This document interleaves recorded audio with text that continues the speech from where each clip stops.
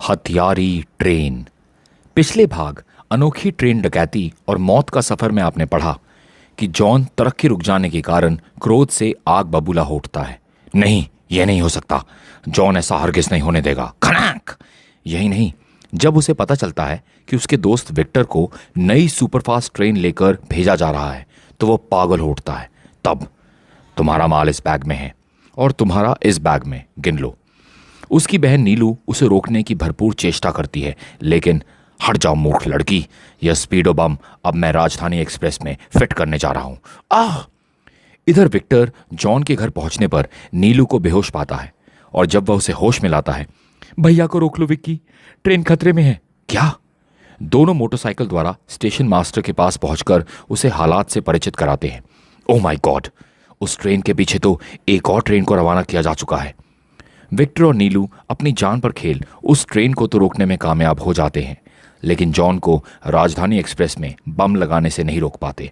Hello Bilaspur station control room, राजधानी को green signal दो, क्विक।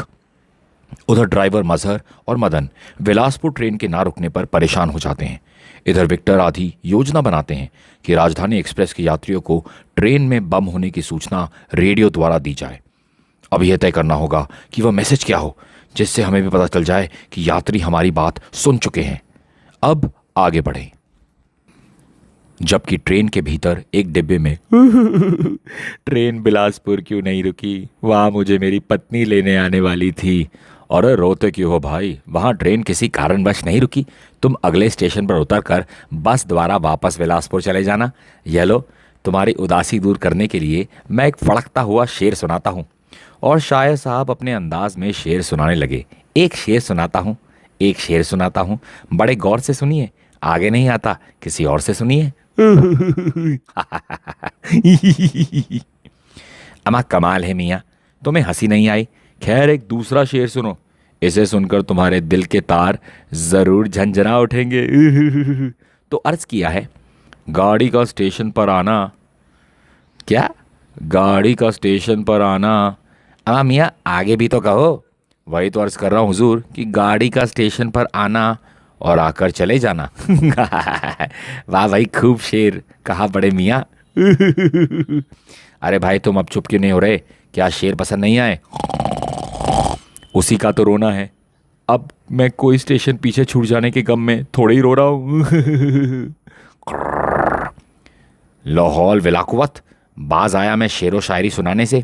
ओफो, नाच जाए इस मुए का, जब से ट्रेन में बैठा है खुर्राटे पर खुर्राटे बजाए चला जा रहा है। मेरे तो सिर में भी दर्द होने लगा है। लेकिन इसे ट्रेन पर चढ़ाया किसने? मैंने चढ़ाया है जी। प्लेटफॉर्म में मुझसे कहकर सोया था कि जब ट्रेन आ जाए तो इसे चढ़ा दूं। अकबराबाद जाना है इसे। अरे भाई छोड़ो इसे और यह गीत सुनो, कितना दर्द भरा है इसमें। आहा हा, दुश्मन न करे दोस्त ने वो। तभी अचानक रेडियो पर चल रहा वो गीत बीच में ही रुक गया। अरे क्या हुआ? कमबख्तों ने गीत क्यों बंद कर दिया? हेलो राजधानी एक्सप्रेस के यात्रियों, हेलो। ठहरो ठहरो, सुनने दो, शायद हमारे लिए कोई सूचना प्रसारित की जा रही है। क्या? कैसी सूचना? हेलो राजधानी एक्सप्रेस के यात्रियों, अगर आप हमारी आवाज़ सुन पा रहे हैं तो कृपया ध्यान दें, हमारी बात गौर से सुने और ट्रेन में उपस्थित सभी लोगों तक उसे पहुंचाएं। ट्रेन में किसी पागल इंसान ने स्पीडो बम रख दिया है। क्या? हाय रब्बा, स्पीडो बम! आप लोगों से अनुरोध है कि संकट की स्थिति का हिम्मत से सामना करें और ट्रेन को कहीं भी रुकने ना दें। इस सूचना को गार्ड व ड्राइवर तक अवश्य पहुंचा दें। और आपने ये सूचना अगर सुन ली है तो इसके लिए अगले स्टेशन पालगढ़ पर हमें अपना हाथ हिलाकर संकेत दें। धन्यवाद। और इसके बाद फिर रह रहकर यह सूचना प्रसारित होने लगी। अब क्या होगा? ट्रेन में स्पीडो बम फिट हो चुका है। गाड़ी इसलिए नहीं रुकी पिछले स्टेशन पर। मम्मी, ट्रेन में स्पीडो बम फिट हो चुका है। हाय अरे मुओ, कोई मुझे भी बताओ कि यह स्पीडो बम क्या बला है। लाहौल बेलाकुवत, ये किसी इंसान का नहीं, शैतान का ही काम हो सकता है। देखिए आप लोग खामोश हो जाएं। पता नहीं अभी इस खबर को किसी और यात्री ग्रुप ने भी सुना है या नहीं। हमें सूचना उन तक अवश्य पहुंचानी है। अभी पहुंचा देते हैं खबर। यह काम आप धर्मचंद जासूस पर छोड़ दीजिए। मैं ये गया और अब भी वापस आया। चुप हो जाओ बेटी। हाय अब मेरा क्या होगा? और कुछ ही देर में राजधानी एक्सप्रेस के सभी यात्रियों से होती हुई सूचना मनोहर तथा मदन तक भी पहुंच गई। क्या क्या कहा तुमने? ट्रेन में स्पीडो बम? Oh no. जी हाँ ड्राइवर साहब, रेडियो पर बार बार ये सूचना प्रसारित हो रही है। आप रेडियो तो ऑन कीजिए। यात्रियों के ट्रेन में स्पीडो बम हिम्मत से काम करे, हाथ हिलाए। ओह नो, अब विलासपुर पर ट्रेन ना रुकने का कारण समझ में आ रहा है। उसके बाद मजहर ने एक पल भी देरी नहीं की और फोन पर गार्ड से संबंध स्थापित करके बोला, हेलो सर, न्यूज़ अच्छी नहीं है। अभी अभी रेडियो पर अनाउंस हुआ है कि ट्रेन में किसी ने स्पीडो बम लगा दिया है। ओह नो, गाड़ी में स्पीडो बम लग चुका है, यह तो गजब हो गया। उधर जब सुक्खा और करीम ने बम के विषय में सुना तो यह एक नई समस्या खड़ी हुई है, स्पीडो बम। हमारे लिए स्पीडो बम कहाँ समस्या बन रहा है, समस्या बन रहा है सुखे अगर इन अमूल्य मूर्तियों वाले डिब्बे में ही वह बम फिट हुआ तो। यह सुनते ही सुक्खा के चेहरे का रंग उड़ गया। कांपते स्वर में उसने तुरंत कहा, ओह, यह तो मैंने सोचा ही नहीं, अब क्या करें? मैंने केवल एक अनुमान लगाया है, बात इसके विपरीत भी जा सकती है। पर तुम्हारा अनुमान भी तो सत्य हो सकता है। उस अवस्था में करोड़ों का खजाना तो हाथ से जाएगा ही, अपनी जान से भी हाथ धोना पड़ सकता है। जान का जोखिम तो हमें उठाना ही पड़ेगा। करोड़ों का खजाना पाने के लिए क्या हम इतना रिस्क भी नहीं लेंगे? इसका मतलब योजना पर काम पहले की तरह होगा? निसंदेह। उधर ट्रेन के भीतर, हे भगवान, ना जाने अब इस ट्रेन का क्या हर्ष होगा। आप सब लोग वाहिगुरु से प्रार्थना करें, उसने चाहा तो ये मुसीबत जरूर टल जाएगी। हे ईश्वर, रक्षा करना, ए सच्चे बादशाह मदद कर, या अल्लाह अपने बंदों की रक्षा कर, ओ यीशु हेल्प अस। तभी शू शू कुकिंग गैस की गंध। जरूर कोई इस डिब्बे में चोरी छिपे कुकिंग गैस का सिलेंडर लेके जा रहा है। अचानक धर्मचंद जासूस कंठ फाड़कर चीख उठा, गैस लीक हो रही है, कोई आग ना जलाए। लेकिन तब तक बहुत देर हो चुकी थी। सर, और अगले पल कंपार्टमेंट एक जबरदस्त धमाके से गूंज उठा। बड़ाम! दूसरे पल डिब्बे में भयानक अग्नि लपलपा उठी। बचाओ, आई आ। जो व्यक्ति उस धमाके से बच गए वे भागकर सुरक्षित दूसरे डिब्बे में पहुंच गए। हे भगवान, वह नशेबाज अपनी सीट पर ही सो रहा लगता है। ओह, उसे बचाना होगा। हम जाता है, उसे हम बचा कर लाता है। पागल हो गए हो क्या? देखते नहीं सामने आग लगी है? उफ, उससे ज्यादा हमें उस इंसान की जान प्यारी होना मांगता। तुम अपना शॉल मुझे देना मांगता, हम अभी आता। और लाला की शॉल झपटने के बाद वह रुका नहीं, बल्कि भागता हुआ आग की भयानक लपटों में गुम होता चला गया। हे ईश्वर, उसकी रक्षा करना। उफ, पागल, बिल्कुल पागल था। नहीं बचेगा, दोनों नहीं बचेंगे। जबकि आग की गर्मी से उस व्यक्ति का नशा भी तुरंत उतर गया था। खुद को आग की लपटों में घिरा पा वह भय से बुरी तरह चिल्ला उठा, बचाओ, आग आग आग आग। हम आटा है माइन, तुम फिकर डोंट करिंग, हम आटा है तुम्हें बचाने, बचाओ। तब तक दूसरी तरफ से आती आवाजें बंद हो गई। शायद वह नशेबाज बेहोश हो गया था। ओह, वो रहा, आग उससे थोड़ी दूरी पर होना है मांगता। उसने आगे बढ़कर नशेबाज पर वह शॉल डाल दी और उसे उठाकर बाहर की तरफ लपका। लेकिन अंततः वो उस भयानक आग से बाहर निकल ही आया। हम उसे बचाने में कामयाब हुआ है मैन, देखो हम उसे लेकर आया है। इतना कहने के साथ ही वह लड़खड़ा कर नीचे गिर पड़ा। अरे, इसे क्या हुआ? चेहरा काफी जल गया है, शायद नहीं बचेगा। उफ, देखो उसे। नहीं रहा। एक इंसान के प्राणों की रक्षा करते हुए यह नेक इंसान अपने प्राणों की बलि दे गया। ओह नहीं। कुछ पलों के लिए वातावरण गंभीर हो गया, लेकिन तभी कोई चिल्लाया, ट्रेन पटरी बदल रही है, लगता है कोई स्टेशन करीब आ रहा है। ओह, उस रेडियो सूचना के मुताबिक हमें स्टेशन पर हाथ हिलाकर स्टेशन मास्टर को संकेत देना है। सब लोग खिड़कियों के पास खड़े हो जाओ, जल्दी करो, स्टेशन नजदीक आ रहा है। फिर जैसे ही ट्रेन पालगढ़ को क्रॉस करने लगी, स्टेशन पर खड़े एएमएम की निगाहों से वह भयानक दृश्य छिपा नहीं रहा था। दूसरे पल वह फोन पर कंट्रोल मिस्टर सुशील से बात कर रहा था। यात्रियों का संकेत हमें मिल गया है। गुड, इसका मतलब उन्होंने आकाशवाणी सूचना सुन ली है। लेकिन एक बुरी खबर है, राजधानी सुपर डीलक्स एक्सप्रेस में आग लग चुकी है। मैंने अपनी आंखों से आग की लपटें निकलती देखी हैं। Oh no. जबकि उधर राजनगर नियंत्रण कक्ष में यह खबर सुनते ही सनसनी फैल गई। राजधानी एक्सप्रेस में आग? उफ, हे भगवान, ये कैसे हो गया? ट्रेन में आग कैसे लग गई?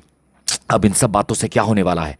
प्रश्न ये उठता है कि अब हम सैकड़ों यात्रियों के प्राण किस प्रकार से बचा सकते हैं। हे ईश्वर, अभी उस महाविनाशी बम से हम ट्रेन को छुटकारा नहीं दिला सके। यह एक और विपदा। ट्रेन में आग लगने से पूर्व स्थिति कुछ और थी और अब कुछ और हो गई है। पहले की अपेक्षा अब खतरा और बढ़ गया है। अचानक कुछ सोचता हुआ विक्टर चुटकी बजाकर कह उठा, सर, मेरे दिमाग में अभी एक बात आई है। वह क्या? हम ये बिल्कुल नहीं जानते कि ट्रेन में बम की स्थिति क्या है। केवल इतना जानते हैं कि ट्रेन के कुल 10 डिब्बों में से किसी एक के नीचे स्पीडो बम फिट है। अगर इन 10 डिब्बों को हम एक दूसरे से अलग कर दें तो सर कुछ बात बन सकती है। लेकिन जिस डिब्बे में बम होगा उसका और उसके यात्रियों का क्या हर्ष होगा, यह तुमने कभी नहीं सोचा? सोच लिया सर। यह तो आप भी जानते हैं कि ट्रेन के डिब्बे आपस में इस तरह जुड़े हुए हैं कि पहले डिब्बे से अंतिम कंपार्टमेंट तक आसानी से पहुंचा जा सकता है। अलग करने वाले डिब्बे के यात्रियों को हम पहले ही अग्निम से डिब्बे में पहुंचा देंगे। हम अंतिम डिब्बे से शुरू करेंगे। जिस डिब्बे में बम होगा उसकी गति कम होते ही बम पड़ जाएगा और इस प्रकार हम उस बम से ट्रेन को छुटकारा दिला सकते हैं। पर उस ट्रेन तक पहुंचकर जान का इतना बड़ा जोखिम उठाएगा कौन? मुझे केवल 2 व्यक्तियों की इस काम में आवश्यकता होगी। मैं भी तुम्हारे साथ चलूंगी और तुम्हारी कसम विक्की, नीलू को अपने साथ ले जाने से तुम नहीं रोक पाओगे। मैं भी तुम्हारे साथ हूं विक्टर, लेकिन एक समस्या का समाधान भी यहीं हो जाना चाहिए। वह क्या? मत भूलो कि ट्रेन के एक डिब्बे में आग लग चुकी है। सोचो अगर हम पिछले डिब्बे को अलग करते हुए आगे बढ़ते हैं तो वह डिब्बा हमारे मार्ग में रुकावट बनता है या नहीं? सुशील ठीक कह रहा है विक्टर। अगर तुम बम आग वाले डिब्बे तक पहुंचने तक नहीं ढूंढ पाए तो वहां पहुंचकर तुम्हारे आगे बढ़ने के सारे रास्ते बंद हो जाएंगे। मैं सोच रहा हूं सर कि हम कुछ फायर प्रूफ पोशाकें भी अपने साथ ले जाएं। कुछ एक फायर प्रूफ पोशाकों से हम कंपार्टमेंट के सभी यात्रियों को बचा लेंगे? नहीं सुशील, मैंने ऐसा नहीं कहा, लेकिन हम कोशिश तो करें।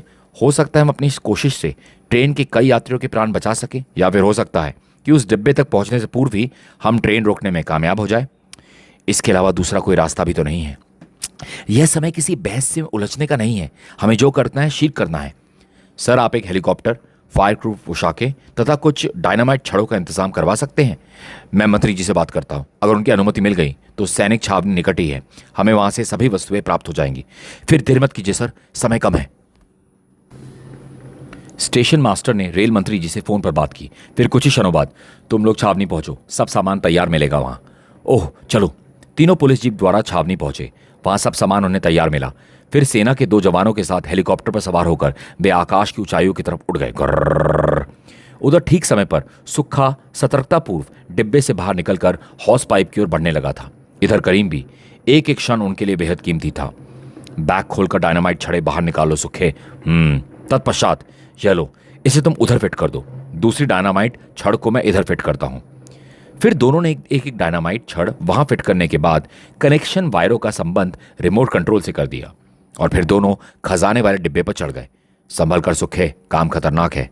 और इस प्रकार डिब्बे की छत पर चलते हुए दोनों डिब्बे के दूसरे छोर वाले जॉइंट तक पहुंचकर वहां भी डायनामाइट छड़े बांधने लगे। हमारी योजना का यह प्रथम चरण बेहद खतरनाक है। कहीं हल्की सी भी चूक हमारी जान ले सकती है, और काम की सफलता जीवन भर का चैन और ऐश्वर्य भी तो दे सकती है। हाँ, यह बात तो है। फिर अब पहुंचे डिब्बे की छत पर? अभी नहीं, लटके रहो। मिडिल जंक्शन स्टेशन को क्रॉस होने दो। उधर हेलीकॉप्टर तेजी के साथ अपनी मंजिल की ओर बढ़ रहा था। इस समय हम कहाँ हैं मिस्टर अफाक? मिडिल जंक्शन के ठीक ऊपर, और शायद ट्रेन के निकट भी। ट्रेन दिखनी शुरू हो गई है विक्टर। गुड, हेलीकॉप्टर थोड़ा नीचे कर लो। हेलीकॉप्टर के इंजन का तेज शोर सुनकर करीम व सुक्खा एकाएक ही उछल से पड़े। हेलीकॉप्टर कहीं नजदीक? हेलीकॉप्टर। सुक्खा ग्रर। तो क्या हुआ? हेलीकॉप्टर ऊपर से नहीं गुजर सकता क्या? तुम निरे गधे हो सुखे। मुझे लगता है हेलीकॉप्टर ट्रेन के यात्रियों की मदद के लिए भेजा गया है। ओह नो, हेलीकॉप्टर सीढ़ी नीचे गिरा दी गई है, जिसका सीधा सा मतलब है कि कुछ लोग चलती ट्रेन पर उतरने वाले हैं। ग्रर। हमारा टारगेट भी अब ज्यादा दूर नहीं है। इस हेलीकॉप्टर को जल्दी चले जाना चाहिए, वरना। जबकि ऊपर हेलीकॉप्टर को ठीक इंजन के पास वाले डिब्बे के ऊपर रखना। मैं नीचे जा रहा हूं। और इंजन के बिल्कुल नजदीक वाले डिब्बे के ऊपर पहुंचते ही विक्टर ने सीढ़ी छोड़ दी। थप। फिर एक एक करके नीलू और सुशील भी नीचे उतर आए। संभल कर नीलू। ओह, धप। सीढ़ी ऊपर खींच ली गई है करीम। लगता है अब कोई नहीं उतरेगा। चुपचाप देखते रहो। अगर उन्होंने हमारी योजना में कांटा बनने की कोशिश की तो वो जिंदा नहीं रहेंगे। ड्राइवरों को योजना की जानकारी देकर ट्रेन की गति 55 किलोमीटर प्रति घंटा करवानी होगी, ताकि अलग हुए डिब्बे का परिणाम कुछ ही क्षणों में पता चल सके। उसके बाद हम गार्ड के पास चलेंगे। यह काम तो इंजन की छत पर पहुंचकर मैं भी कर देता हूं। उधर बरसों से बंद पड़ी शुगर मिल के निकट ब्लैक बेल्ट, दिवाकर और बिज्जू को बेसब्री से ट्रेन के वहां पहुंचने का इंतजार था। ट्रेन आने में 45 मिनट शेष रह गए हैं। कुछ ही देर में पहले ट्रॉली इधर से निकलेगी, जिसका काम पटरियों के सुरक्षा संबंधी नियमों को पूरा करना है कि कहीं से पटरी टूटी फूटी तो नहीं है। उसके आधे घंटे पश्चात ट्रेन गुजरेगी, लेकिन हमारा काम ट्रॉली के क्रॉस होते ही शुरू हो जाएगा। Okay boss. कुछ देर बाद अचानक बिज्जू दूर देखता हुआ चीख उठा, तो दिलावर, शायद ट्रॉली आ रही है। ओह हाँ बॉस, ट्रॉली आ रही है। क्या? सचमुच ट्रॉली है? लेकिन इतनी जल्दी? क्या चक्कर है? खैर, जल्दी से आसपास कहीं छिप जाओ, हरी अप। और वह ट्रॉली उनकी निगाहों के सामने से गुजरने लगी, जिसे 2 गैंगमैन तेजी के साथ आगे की ओर धकेलते चले जा रहे थे। दिलावर, अगर इन गैंगमैनों को यह इल्म हो जाए कि हम लोग यहाँ ट्रेन को लूटने के लिए मौजूद हैं तो क्या होगा? होना क्या है? बेचारे अपनी जान से हाथ धो बैठेंगे, और क्या। खामोश रहो। ट्रॉली 100% दूर होती चली गई, और फिर एक समय ऐसा आया कि वह बिल्कुल ही दिखनी बंद हो गई। और इधर ब्लैक बेल्ट ये देखते ही चीख पड़ा, हरी अब दिलावर, औजारों का थैला लेकर तुम बिज्जू के साथ उखड़ी हुई पटरी की तरफ जाओ। मैं कांटा बदलने के लेवर के काम करने योग्य बनाता हूं। समझ गया बॉस। झाड़ियों में छिपा औजारों का थैला निकालकर दिलावर बिज्जू की तरफ लपका। ओह, केवल आधे घंटे में हमें 3 टूटी पटरियां कसनी हैं, सिर्फ आधा घंटा। उधर ब्लैक बेल्ट लिवर में तेल डालकर उसे काम करने योग्य बनाने की पुरजोर चेष्टा कर रहा था। उफ, इसी एक लिवर पर हमारी सारी योजना टिकी है। किर्रर्र। और कुछ ही मिनटों की मेहनत के पश्चात खट। ओह, उधर बिज्जू और दिलावर पसीने पसीने हुए फिर पटरी को यथास्थान डालने के पश्चात फिश प्लेटों तथा नट प्लेटों की मदद से दूसरी पटरी के हाथ कसने लगे। हे भगवान, अभी 2 पटरियां कसनी और बाकी हैं। जल्दी करो दिलावर, केवल 20 मिनट बाकी हैं ट्रेन आने में। धड़ाक। ओह! और अंततः वे कामयाब हुए थे। बिज्जू ने किसी कंप्यूटर की तरह उस पटरी को भी नट बोल्टों की मदद से कस डाला। केवल 10 मिनट। और इसी प्रकार जब वे तीसरी पटरी को कसने का काम कर रहे थे, एकाएक वातावरण में ट्रेन के इंजन की विसल गूंज उठी। ट्रेन आ रही है दिलावर, जल्दी करो, बस एक नट कसना बाकी है। जबकि उधर 7वें डिब्बे पर लटके करीम और सुखा। हेलीकॉप्टर आगे जा चुका है। विस्फोट करने का समय हो गया सुखा। इससे पहले कि वे लोग भागकर इस डिब्बे तक आ पहुंचे, हमें डिब्बों को अलग कर देना चाहिए। जल्दी से छत पर पहुंचो, क्विक। अगले पल दोनों छत से जा चिपके थे। दोनों कर क्या रहे हैं? मेरे 3 गिनते ही बम ब्लास्ट कर देना, बस। 1 2 3 ब्लास्ट। धड़म। और सुखा एक एक कर सभी बटन दबाता चला गया। धड़ाम धड़ाम धड़ाम। बम के धमाकों का शोर ट्रेन की आवाज में खोकर रह गया। और विस्फोटों के पश्चात अब ट्रेन की स्थिति यह थी। मेरा दिल घबरा रहा है करीम। अगर बम इसी डिब्बे के नीचे हुआ तो गति कम होते ही धड़ धड़ धड़ धड़ धड़ धड़ धड़। अब इस समय सब सोचने का कोई फायदा नहीं। मत सोचो, जितना सोचोगे उतनी बार मरोगे। यह क्या हो रहा है? वे लुटेरे हैं, उन्होंने अमूल्य मूर्ति वाले डिब्बे को अलग कर लिया है।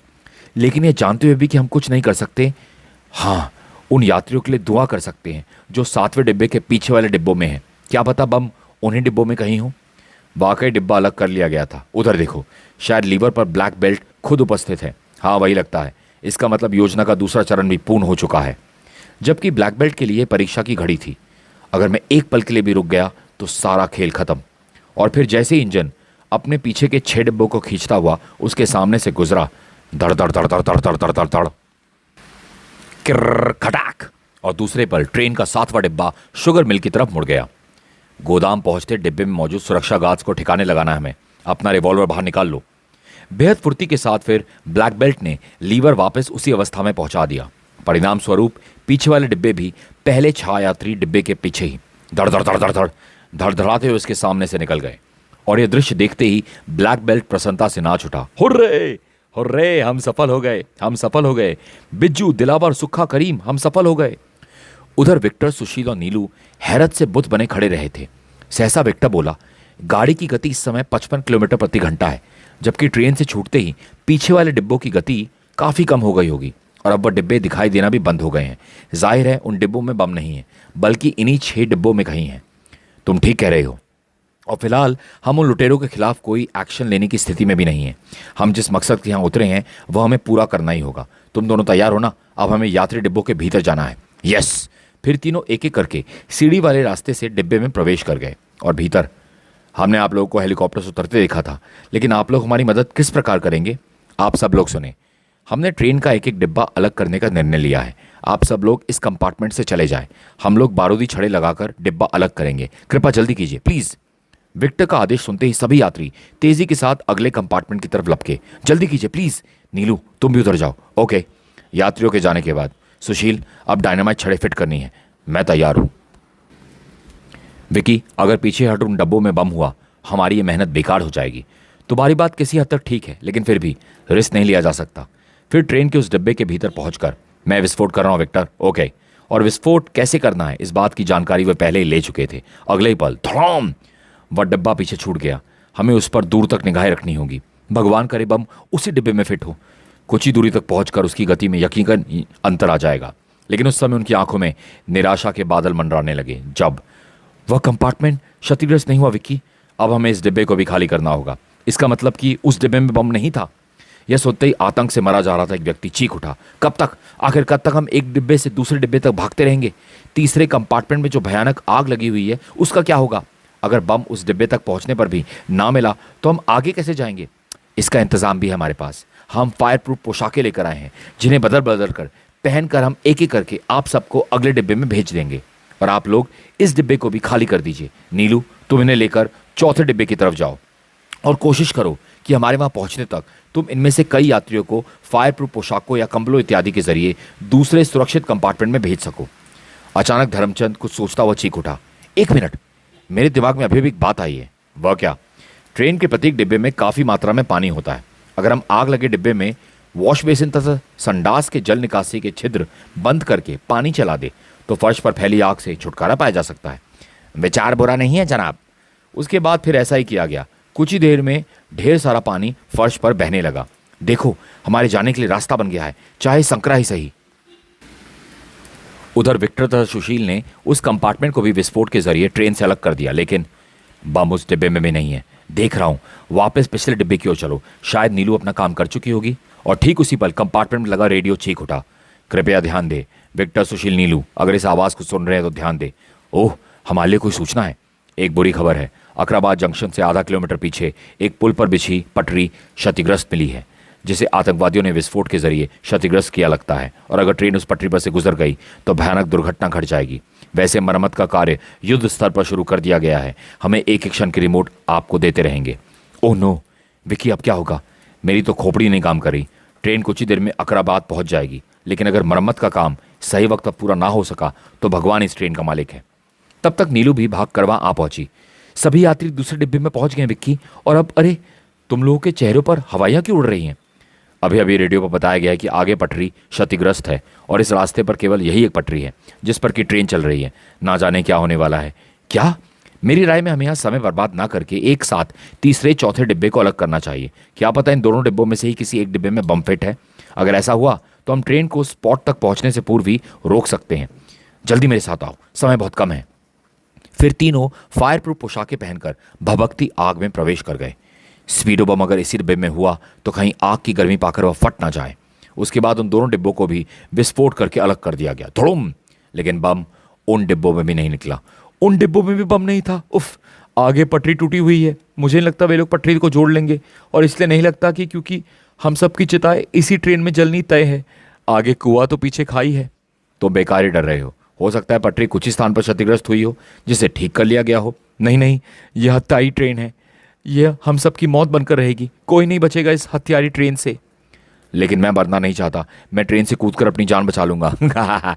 ओ नहीं, रुक जाओ, मैं मरना नहीं चाहता। और अगले ही पल वो ट्रेन से नीचे कूद गया। उफ, हे भगवान, वह खत्म हो गया। इसी तरह एक ही करके हम सब भी खत्म हो जाएंगे। नहीं, अब इस पॉइंट पर हम सबकी मौत निश्चित है। गाड़ी टूटी पटरी से गुजर नहीं सकेगी और दुर्घटना होगी ही होगी। उफ भगवान, क्या इतनी भयानक मौत मिलेगी हमें? नहीं नहीं। सहसा एक चीख उठा, तुम सब बेवकूफ हो, दिमाग खराब हो गया तुम सबका। अरे यह क्यों नहीं सोचते कि जब दोनों हर तरफ हर हाल में हमारी मौत लिखी है तो क्यों ना एक जबरदस्त रिस्क ले लिया जाए? क्या कहना चाहते हैं आप? यही कि अगर क्षतिग्रस्त पटरी से गाड़ी को गुजरना ही पड़े तो उससे पहले हम ट्रेन को रोक क्यों ना ले? भले ही फिर बम पड़ जाए, हो सकता है इसी में हम सबकी जान बच जाए। यह सुनते ही सभी यात्री स्वर में चीख पड़े, हाँ हाँ ऐसा ही करो। तुम्हारा क्या विचार है सुशील? ऐसा ही करने में लाभ नजर आता है। क्या पता गाड़ी में बम रखा ही ना गया हो।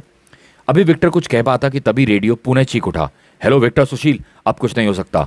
रेल कर्मचारी ने वहां ट्रेन का विसल सुन ली है। पुल पर काम कर रहे कर्मचारी काम छोड़कर अपनी अपनी जान बचाने के लिए भाग गए हैं।